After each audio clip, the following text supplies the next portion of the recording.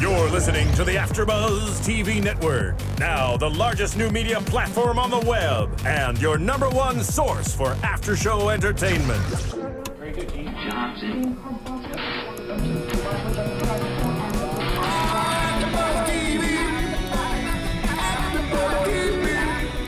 From the AFTERBUZZ Studios in Los Angeles, California, presented by Maria Menounos and streaming live thanks to Akamai Technologies, this is AFTERBUZZ TV's After Show. What's up, AfterBuzzers? Thank you for joining us at the Hard Knocks After Show. This is the second episode. We're featuring the Atlanta Falcons, and I'm joined by my lovely panel here. I'm Stef Z. What's up? Hey guys, I'm Lyndsey Wegner. I'm Thaddeus Massey. And Christina Kaplan, since I forgot to introduce myself in the beginning. All good, girl. It's all good. Yeah, so you guys, we're on to the second episode now. Second episode. I'm sorry I missed the first. So much has happened. Yes, thank you for joining us, But Thaddeus and yeah, Lyndsey. it's Glad to be here. It's interesting. I'm liking watching the guys go to camp and do their thing. It's just it's interesting to see. I feel every time I see like a player with like a bunch of dreads, well, you know, back in the day, I used to like never could understand. I'm like, the helmet is hot enough. Like, how do you do the dreads and the helmet? Like, I feel like I would get a heat stroke, but because it's just so hot. It's just hot. Especially in Atlanta. Dude, Yeah, it's hot. Like, it's hot. In That's all, like, flowery branch of You all know, places. You get used to it, obviously. I'm sure they get used to it, obviously, but Yeah. because they be passing out. But I mean, it's There like, might be stuff goodness. like growing in there from like the moist humidity.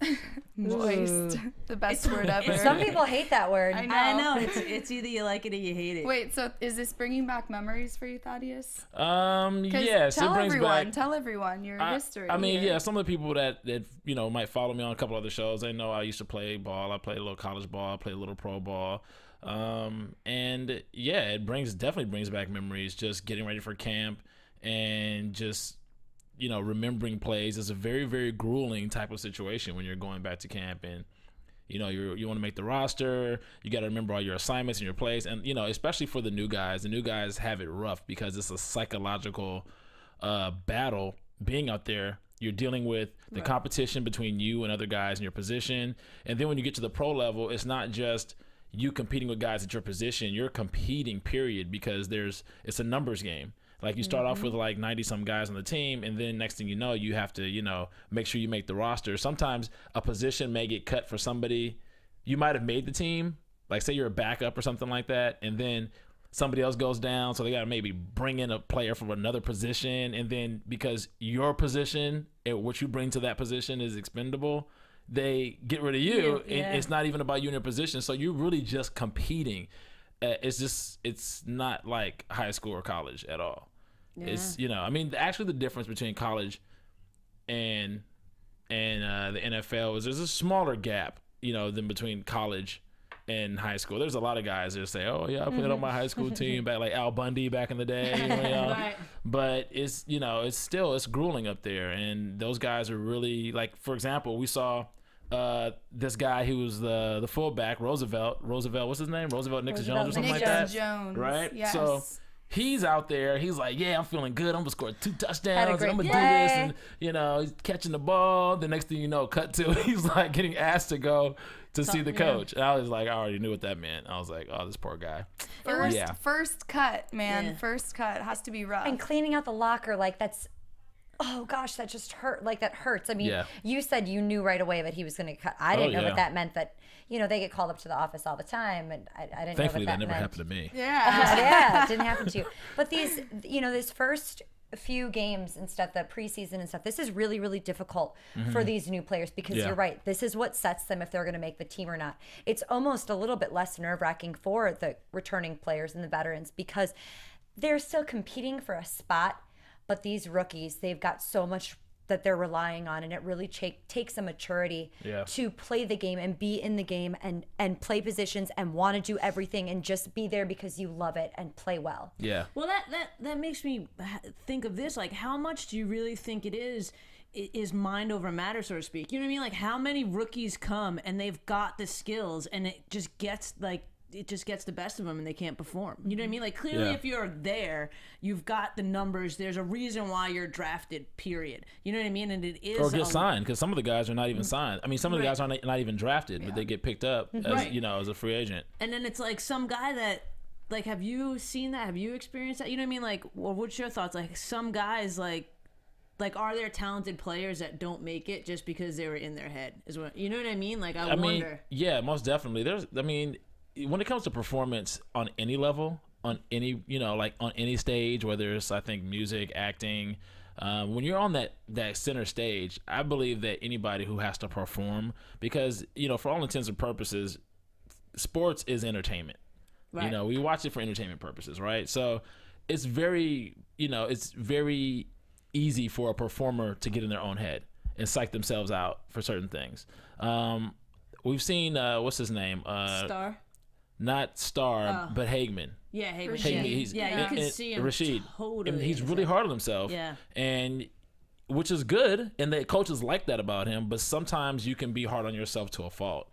Right. And you're not allowing yourself to... Well, I think there's a difference. I think there's a difference of being hard on yourself because it's confidence and you're talking yourself into it, and being hard on yourself because there's an insecurity, like with everything else in the world. Yeah. So, and I think that balance is what we kind of see. People, like, there's a separation happening now. We see the rookies that are starting to be more confident and go forward, and the ones that are kind of falling apart a little bit. Right. Well, you also have to take into consideration, for example, Tyler Starr, 7th round pick.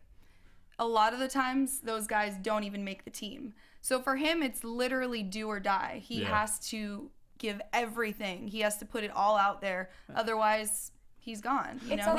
Whereas Jake Matthews, sixth overall pick, 1st round, he's pretty much a shoo-in. He ain't going nowhere. Exactly. He's he started in the first preseason game. Right. So right, but even in that, it's like, Tyler Starr has a choice to make. It's either, shit, I got lucky and I'm here, so let me prove myself, or, oh man, I just made the cut, I don't know if I can perform like the other guys. You know what I'm saying? Like at any spot, that's kind of what happens. But it's chemistry too. Yeah. Because you have to work well with the team, with the coaches, and really take in what they're offering you. You've got Brian Cox, who is in the Pro Bowl for, the Bears and stuff. Yeah. You've got one of the greatest coaches right now coaching you. Stay out of your head, get out of your head. You got to listen to that and build that chemistry with your team so you're going to play. Well, I think awesome. I think Starr and Jacquez Smith, these guys are exercising a little bit of maturity, just simply because they've taken the initiative to go and play special teams, which is,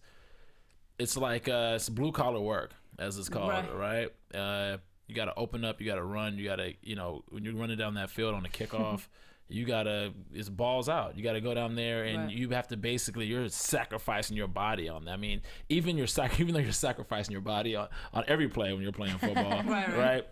Even within the industry of football itself, you're sacrificing your body on special teams, even within the confines of being a football player. And you have one play. Like, if you screw up on that one play, they may never give you another shot.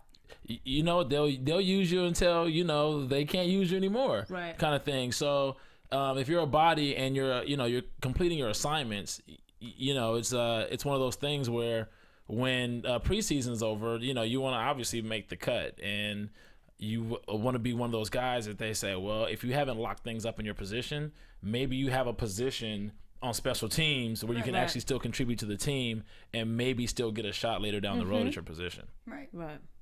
I think too, though, and just when you brought that up with Smith, like, Smith is showing a different thing. Like, again, we see in this episode that he's not backing down as a rookie. Like, he's he's kind of one of my favorite rookies, because he's like, man, I'm here just like you. Like, he's keeps sticking up for himself. So it's clear that his confidence is kind of in check in the right spot. So, well, you have guys like that are always going to come into camp and they're going to buck the system and say, you know what, look, I'm a grown man, I got bills to pay, I got a job that I got to try to get, I have a family to feed, and that's their attitude. And it's like, forget all this rookie crap. I don't care about that. It doesn't even matter. So the bottom line is, let me earn my job. I'm gonna come in here and I'm gonna put you to the test. I'm gonna turn the tables on you And this is what he was doing. You know, he's sitting there like getting punched. You know, he's going balls out, getting punched, and he's like, really? It's like a punch really.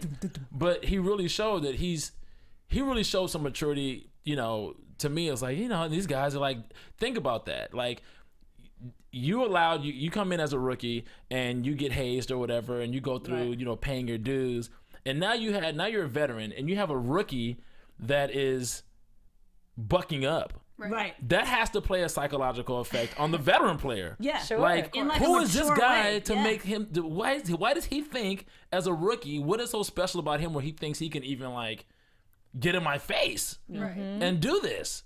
But he's proving up. So I'm anxious to see how things are going to develop with him with the rest of the preseason going into the season. I think this kid can land somewhere in the league, whether he ends up with this team or not. He can land somewhere in the league and contribute because he has the drive, that little it factor, and he stands out because of it. Yeah. Because he's not backing down. Yeah. Like there's a bunch of rookies that just back down or just let, you know, the stuff that's not right happen or whatever, you know, and he's just like, no man, I'm here to play. Yeah. So. Well, aside from these rookies having all of these, you know, veterans to look up to, they also have their GM, Thomas Dimitrov, who started as a groundskeeper. Awesome. Awesome backstory. Yeah, no, his backstory is great, very inspiring. So he's someone right there in the organization, not on the field, but making, you know, decisions for the team that you can look up to right there. You know, and he talked about how his dad said he would never have a car, so he grew up, you know, riding his bike his whole life, and then they go and show him riding with Lance Armstrong. Cheater. You just had to get that in there, huh, Stef? I knew that was coming. Yeah, she told us it was coming. And like, I get it, he's still an athlete, and I'm sure people will go to town with that comment, whatever, but it's like, I don't know, man, like when you're showing all this inspirational stuff and you've got these 2 new coaches in, you've got Cox and Tyson, you've got all these people that are contributing all this like positive physicality, all they're doing, and then you're like, yeah, let's show a quick excerpt from the cheater, who like everyone kind of turns, not everyone, whatever, but like a lot of people including Nike, turn their back on now. You know what I mean? So that's because it got out. I mean, when it comes to big contracts, and just this is like a side note, when it comes to big contracts and all that, it's like politics. If it's behind closed doors, whatever, we all know about it, it's fine. As soon as as soon as the shit hits the fan, now we have to do PR doctoring. Damage control. Yeah, right. damage And control. I You get have to it. do like that. More Because like you don't think they knew, like, you know, it's like they. They totally it's like the But rest he of the was an NBA didn't know icon. Donald Sterling was a freaking like whatever. You had the, you know, I don't want to say he's a racist, but let's just say he has the views that he has. I mean, it was well known when he says he talks to his friends. What friends is he talking to? I'm sure he knows. He's been in the league for a long time. He knows other NBA owners or whatever, blah blah blah. But they didn't get caught. Right. Right. But You know It what I'm was saying? swept under the rug. But there's just a like, lot of other people that didn't get caught that they could have used as inspirational person. All I'm trying to say. That's true. Maybe I'm it not was gonna argue just- that. That's all I'm trying to say. I'm not trying to argue that. You know what? But I'm sure he's riding with him because even if, you know, on his worst training day, he's a better rider than Me, Dimitrov. definitely. So Totally. he's And like, I'm I going to get ride it. with this guy because, you know, it's going to put me to the test. And he's trying to be better and make a better image for himself. He's no longer doing the races. He's just doing, you know, the drugs. trails and stuff like that. You know, but Now you're on my side. I'm a comedian. I had to get that in. Sorry. That was funny.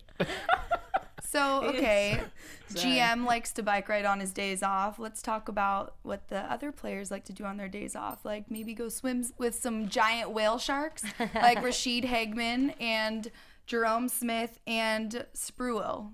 I Marquise loved Spruill giving Hagman crap about being too big and not Yes. fitting in the wetsuit. What size do they come in? Just super fun to see that I would have camaraderie. liked to see Yeah, him try and no. get into the wetsuit. I know. Why didn't we get I a know. scene with them jumping into it? and Totally, stuff? that would have been great footage right there. The cameraman probably had to put the camera down and help him get Yeah. in there. Man. That's I've probably been what stuck happened. in a wetsuit myself. I surf a lot, and I've been definitely stuck in a wetsuit. So. Yeah. Imagine, not yeah, like- imagine being 300 pounds or, you know, plus or minus, trying to squeeze yourself into that. I feel like a beached whale. It's kind of cool how the Literally. theme Yes. even like in the first episode, how someone like skydived in, like there's this extreme like trust element of dangerous stuff that they're doing together that I really like, you know? Well, the skydivers were none of the guys on the team. No, but because it they was showed still- them talking about it, and they're Right. like, I would never do that. Oh, I've done it. It's awesome. Oh God, I couldn't. I would have a heart attack on the way down. I already know. I mean, football to me is an extreme sport. Totally. You got guys running at each other as fast as they can and smack right into each other. Right, like, but the it's only like crazy. thing is, it's most of it's in control. Like when you're talking about extreme sports, like Is it? flipping. Well, but in the Devil's sense of, advocate like, over here. there's not. I don't know. I love you, man. Like if you're not like flipping a dirt bike or a snowmobile around, or you know what I mean. Like Yeah, I there's get this it. No. element of like Control, I get it. you It's, know, it's like it's not that orchestrated. it's not like football is an amazing sport. Hard. It's Yes. athletic, physical Yeah, most sport, and definitely. it's one of my favorite sports. But I'm just saying, you know. Just as far as the risk is concerned, I don't know. I might want to call football out of all the other traditional sports The most like the closest to being able to be like an extreme sport. There's That and so many hockey. more You know what I there's mean? just so many more injuries in it. Hockey. There's I mean, Hockey too, yeah. there's we see throughout this episode just the constant injuries taking people out for a season. Last year they didn't have as great a team because who did we have missing? We had Julio Steven Jones. Jackson, Julio Yep. Jones, Roddy White, and Corey Bierman. You have 4 major players being gone. You can't wonder then why your season is why you only win 4 games. Well, it's Yeah. funny too You know? because so much of it is like anything can happen for injury. You know what I mean? Like you could say like they could be doing all the preparation, this, that, and the other thing, and it's like they could like step the wrong way and boom, season over. Yep. Right. Well, that's what happened to Spruill. Yeah. He tore his ACL on one play and over. Yeah. You know. That's gotta like I don't know, man. I don't know what you guys think about that, but did you guys immediately think, and this is probably just me as an athlete, was like, damn it, you shouldn't went to go swim with those damn sharks. That's just because you get like superstitious. You don't want to do anything that might jinx you or anything. Like You're especially- wearing the same underwear. Like, exactly. Like on your days off, like you don't want to do anything that's like. I mean, let's talk about. So you're saying the The whale hiking and shark stuff, the tore zip his lining? ACL. Yes, the They zip could have lining. gotten injured. Yeah. I know, but it's a superstition. It's a superstition. Like, why'd you go swim with the sharks, dude? Like, no, you should just do the same thing. Like, this been working for you. No, I hear you, man. You know, I don't know. It's just, you know, some athletes are extremely superstitious. There's been a lot of successful athletes, like Michael Jordan was very superstitious. There was, you know, rumor that he wore his North Carolina shorts under his bull shorts. Didn't they say that he took like 100 shots, 100 free throw shots, and had to make 100 in a row too before he would quit for the night? I'm not sure, but he thought might. that I might wouldn't be be Kobe. surprised. Then Deion Sanders used to wear his jersey under his jersey, like his Florida State jersey under his jersey. So a lot of guys are very superstitious when it comes to certain things, and it's easy to get caught up into it, especially when you're in the zone and you're a good Yeah. player and you start doing certain things. And it is ridiculous that you went swimming with whale sharks and now you got hurt. Oh my gosh, I didn't want to go swimming with those damn whale sharks. But Talk about superstition real quick. You touched on Michael Jordan. This is such a side note, but I don't know if everyone knows this. And when I learned it years ago, it was awesome. Did you know that he got fined for his sneakers almost every NBA game that he Yes, played because and they Nike did not paid meet for it. code, and Nike paid for it every single. Like talk about superstition. He's like Yeah. getting fined every game because he's like, no man, I'm playing in my shoes, sneaks, whatever. yeah, Yep. I mean that was the rad. best Best marketing ever. Who was the guy we saw the first episode that had every single pair of Jordans and had Oh, them that was William Moore. Yeah. Wilmo. Yeah. Wilmo. Willie Awesome. Mo. Because So he said when his goal when he got drafted and made it to the NFL, he was going to own every single Jordan's ever made, and they show his closet and it's literally Jordans. every Jordan ever made. so cool. I know, that was awesome. I might have to have a conversation with him about that. Yeah. Why? All those damn shoes. I know, right? I wonder if he's actually worn every single pair. Oh, I'm sure. Like I'm maybe sure, once? No, I'm sure he's No. worn every pair at least one time. No way, Just to man. wear I 'em. got a sneaker thing, and I definitely have probably about 7 to 10 pairs that are not even in the rotation that I'll never wear. I just bought them because I wanted, because I like them. You didn't even put them on like when Never you first been got on. them? I know what size sneaker I wear. Just in the box. Just in the box. Well, sitting- there are I don't have a sneakerheads that are closet like like that. that yet. Right, Yeah. right. Walk in with just some shoes. Which one? Which shoe one? heaven. Peruse my Yeah. shoes. It's like, wow, these are your shoes. Exactly. Like, I no, got my this is just the fancy Jordan sneakers. closet. Yeah, Yeah. exactly. I know, right? if that's just the Jordans, what does the rest of his closet look like? Well, I would think that maybe growing there's a palm up, tree. maybe Well, I know, right? yes. Growing up, wanting to have all those shoes, he would have wanted to wear them at least one time. Even if he just put them on just to, I'm not doing anything today. I'm just gonna be in the home, but I'm gonna still gonna wear them. I think he would have worn them at least one time. I agree. And then maybe put them away, and then like he doesn't wear them. But I think I would. So you think he's got a system? We want to know, Willie Mo. We want Willie to Mo, know. we want to know Yeah, what your I system know. is on these No, Jordans. What man. his system is. Like, does he even know which ones he's worn? How many Jordans are there? He knows which ones he's worn. Trust me. I don't know, man. There's a lot. He knows. He's But, like, like- I've worn those. He knows. Right, He knows like which you ones he's said, worn. if he's been wanting that since childhood, Yeah. he definitely Yeah, absolutely. knows. I've got a really, really big closet, and I'm not joking you. My mom one time borrowed a sweater from me, and I saw where the hanger was without the sweater on it, and I go, "Where's my purple V-neck cardigan?" And she goes, "How did you know I took it?" I'm like, "Because it's between the lavender shirt and then the dark purple tank top."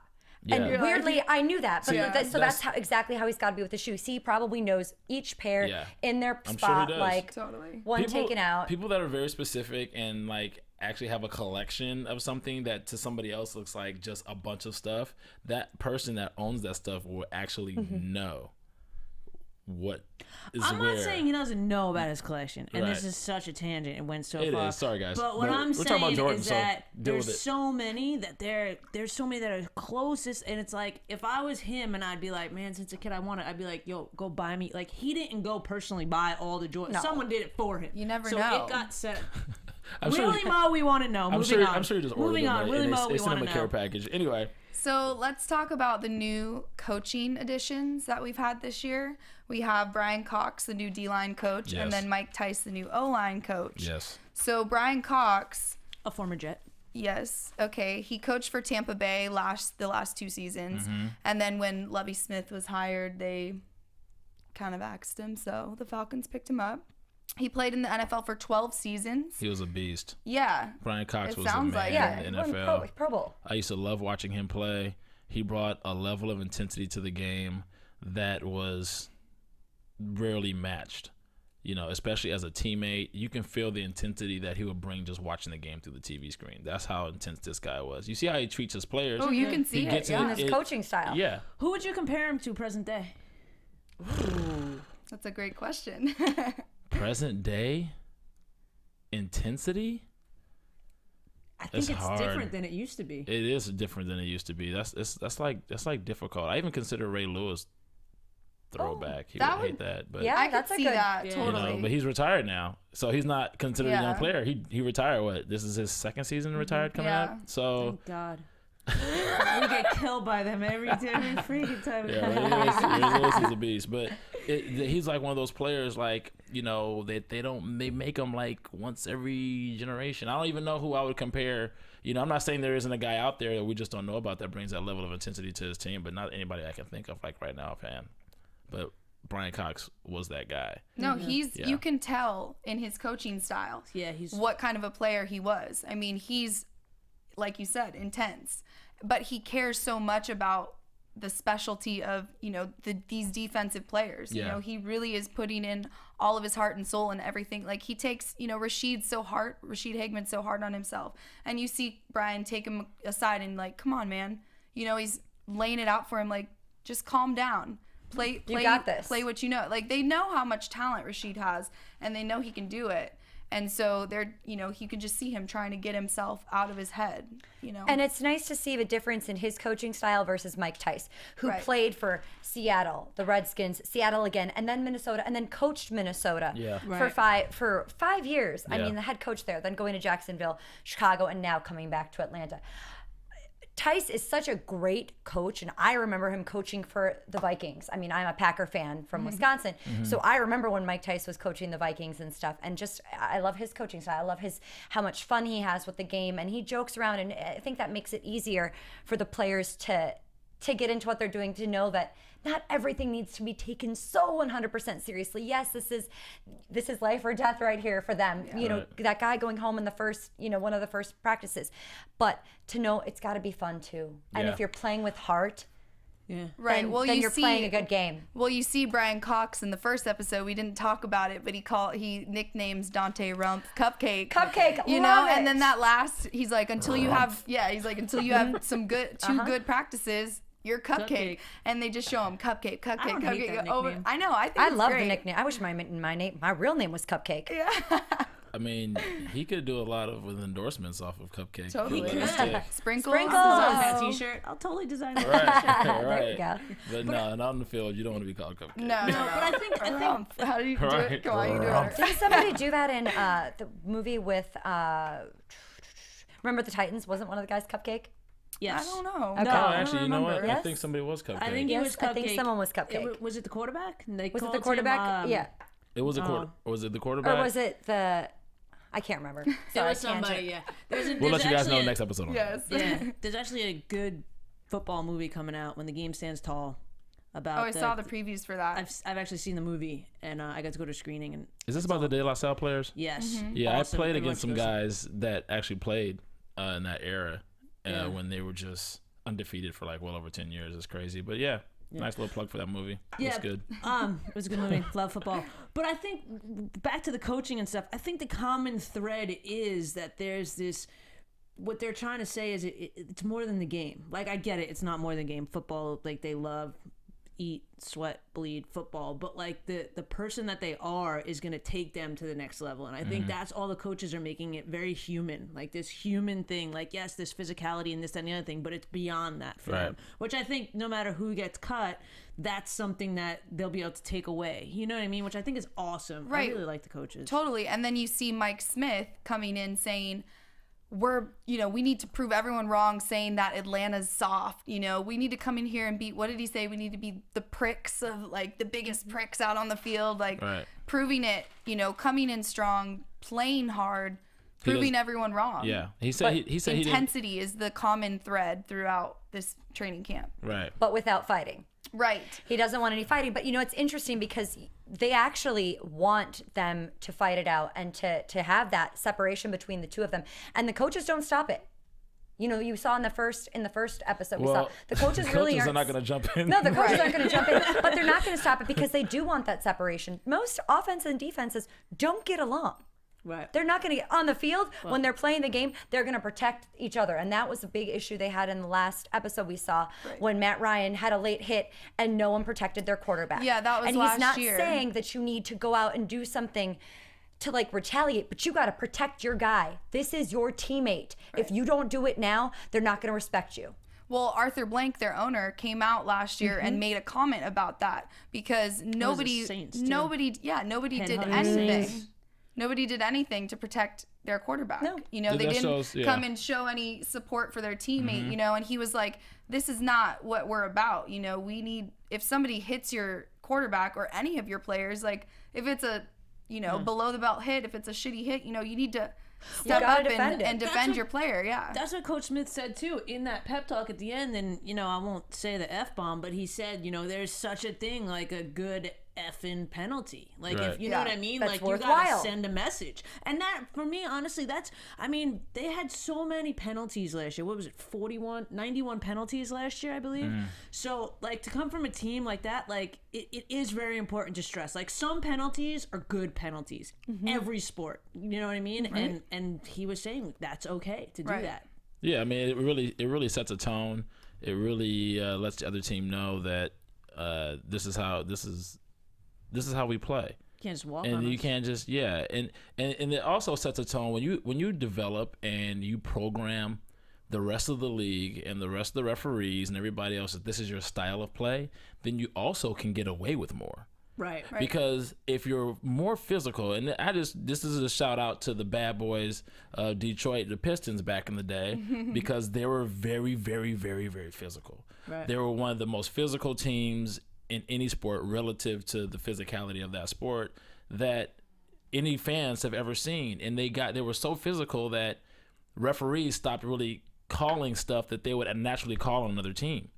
So when they toned it down, it was still more physical than the average team. So they were able to get away with more. Right. And once you bring that physicality to the field, that's what he means. It's like you bring that intensity, you just hit these guys in the mouth and let them know you're not effing around. And once you start doing that and it becomes regular, that this is how these guys play, it becomes a psychological advantage when you're going against another team, especially you might go to their home field. The other teams are like, these guys are real physical. They don't take any mess. They're gonna might have a few penalties here and there, but it's a matter of the tone being set. Like, look, we're here to kick your asses, and that's what it is. That's why I liked Mike Smith's comment about how remember that number. You guys are playing them in 2 weeks. Right. You got a preseason game. Right now we're scrimmaging. We don't need to do that. But in 2 weeks, remember that number. Go after that person then. And that, what was his name? Holly went out, but he went out for the right reasons. He was protecting a guy, still fought, so he was going to be fined and kicked out of the game, but was fighting for the right reason. Right. And Mike Smith, his actual quote was, "We're fighting for jobs. We're not here to fight." So he wants to make it clear that, okay, I get that you're out here, you're fighting for your job, but why go out and punch someone in the helmet like Rashid Hagman did and hurt his wrist? You know what I mean? He could have broken his hand or something and been out for weeks, It's dumb to fight when you're in the pads anyway. You're not really going to do anything to each other. Right. Well, that's just maturity. He's a rookie. These guys have got high emotions. They're trying to prove themselves.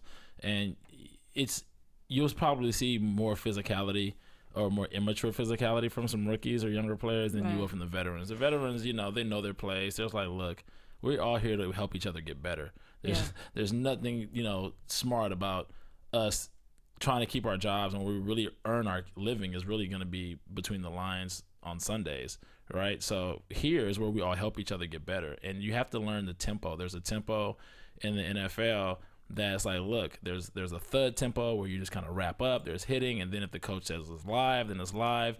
But everybody has to be on that same page, and you have to know how to prove yourself without compromising the health of the team. Right. So let's stay on the topic of injuries then. Talk about Sean Weatherspoon. Yeah. Horrible. He's injured. Tore his Achilles. Tore his Achilles. And then another injury was Marcus Spruill, who tore his ACL. Both out for the season. Yeah, that It was sucks. the whale sharks. Yeah, of course.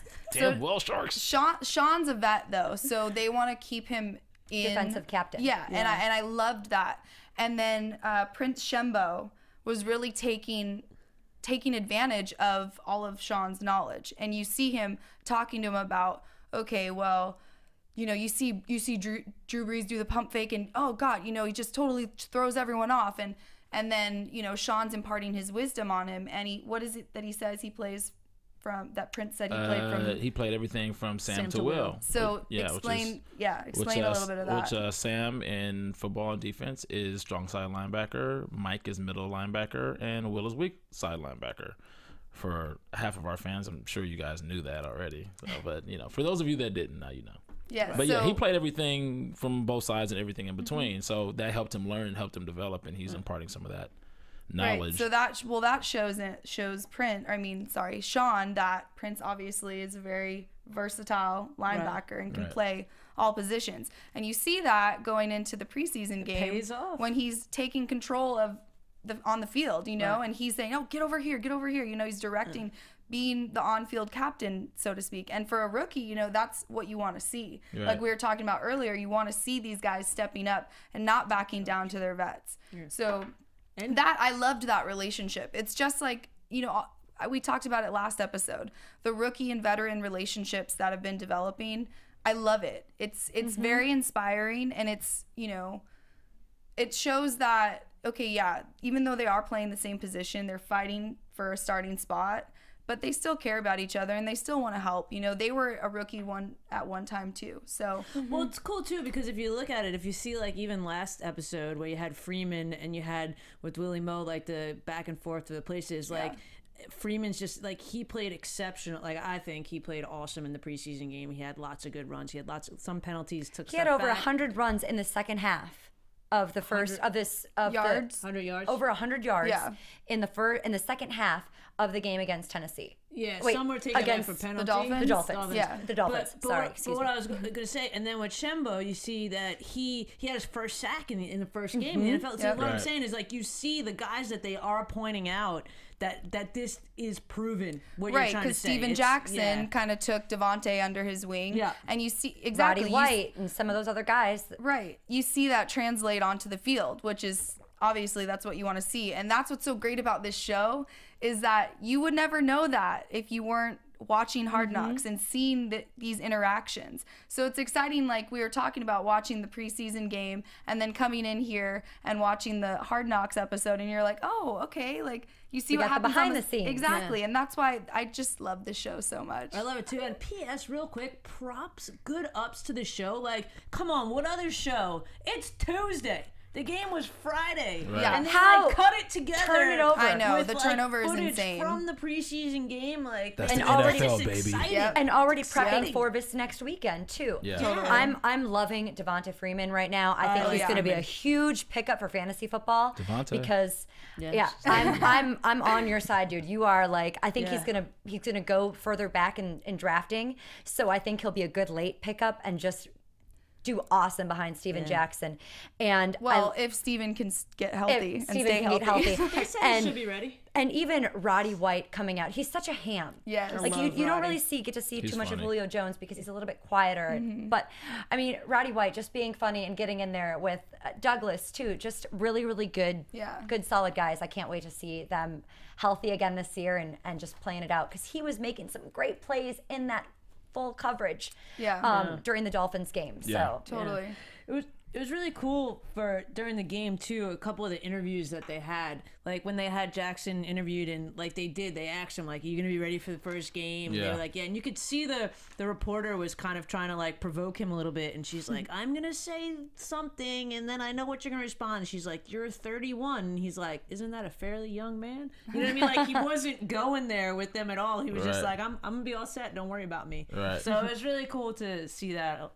I don't know. I really liked him. Yeah. He's one of my faves too. I think he's gonna be back. I think he's gonna be ready. I think Steven Jackson? Yeah. Yeah, he will. And they're definitely going to need the both of them because him and Freeman have two different styles of running, and they're going to that change of pace when they switch them up is really going to help the offense a lot. So if they can open up the run, or if they can establish the run with those two guys in their different styles, it's going to open up the pass for Jones and White. Yeah. So they could, as long as they stay healthy, these guys can get healthy and stay healthy. They could be, a force to be reckoned with this season. Yeah, they were saying that, like they said it on Hard Knocks, and they also said it during the preseason game that this might be the best duo in the business. And then they Roddy declared that they were both going to get 1,500 yards this season. So Well, that's a big declaration. I want to because- see it But happen. you got hoping. Alshon Jeffrey and Brandon Marshall on the Bears. You've got a lot of wide receiving duos. That's a lot of yards. Like Cobb so, and Jordy They Nelson. said that's it what I'm both, saying. like, not Yeah. that long ago, like 2-3 years ago, whenever they were both healthy, they got like 2,800 together or something. It was pretty close. yeah, So no, that's- I mean it's possible. Yeah. It's just a lofty goal that they're setting, and I See, love that. I it love already that. happened. You gotta I'm a set big freaking goals. Falcons fan. It happened. See? A week later, See, and- I was like, I like these guys And now. this is my hat here. Well, my brother's hat. He gave it to me, so I thought I'd bring it to show Yeah. our love. Come on. So okay, a fun stat for Roddy. He's got 9,436 career receiving yards. So we know he's a beast. I mean, come on. Yeah, he's a Bring it baller. this year. He's a Speaking baller. of Devontae again, I think that he might have some chances on special teams for punt and kick returns when Steven Jackson comes back. So that could be. You've got Devin Hester from the Bears Yes, too on punt exactly. return. That is going to be. I Hester. Right, like well, it. he's tied. I like Hester, but I mean, and I'm obviously a Packers fan, so I didn't like him for a long time. he's But he like- always does it. No, he's tied with Deion Sanders for the 19 most Touchdown return return. touchdowns. I'm trying Yeah. to figure out when returns. they're going to feature him a little bit more on the show. I Probably want in them to this- feature him too. Yeah, they're going to feature him a little bit more, but because he seems like a character too. yeah, He is. yeah. But they'll probably do. Remember this is television also, so you want to get familiar with some of the characters that we don't know and that we are already not familiar with. Like it's easy to say, oh yeah, Hester. Well, we already know he's already a marquee player in Right. the league, so they want to get us familiar with some of the other players.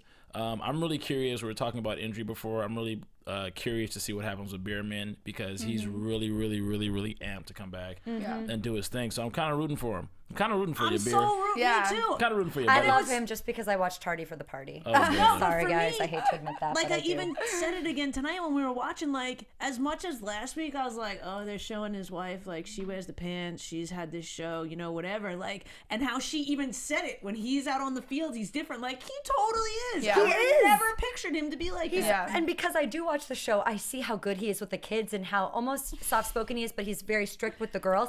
But on the field, he's like swearing and he's like, I like him. rah, grumble, rah, angry man, yeah, fight. Crap, I missed that. You know, I'm offsides, and he kept going offsides, and it's such a definitely different thing, and that's very cool to see. I think most of the players are probably like that. Yeah. Yeah, they got the energy. They got all that energy. Like when Once you're they're ready in to come that in camp, space. you're like, oh my gosh. And then he has been sitting, so he's he's got what do you call it? I can't think of it, but he's Going stir crazy. stir crazy. Yeah. Because he's been sitting around for a year, Yeah. right? So he's like, You gotta be out of your oh, mind. and he's thinking about it, but it's like, oh, I'm offsides again. He's like, you have to get the rust off. Exactly. Well, But that's he's ready to go. Well, that's We're what looking- training camp is for. Yeah. You know. You got to get So- disciplined. You gotta hold his water is what it's called when you jump off sides. It's called holding your water. So it's like, hold your water. Just relax. You know when the count is gonna come. When you see the ball, then you jump. When you see the ball snapped.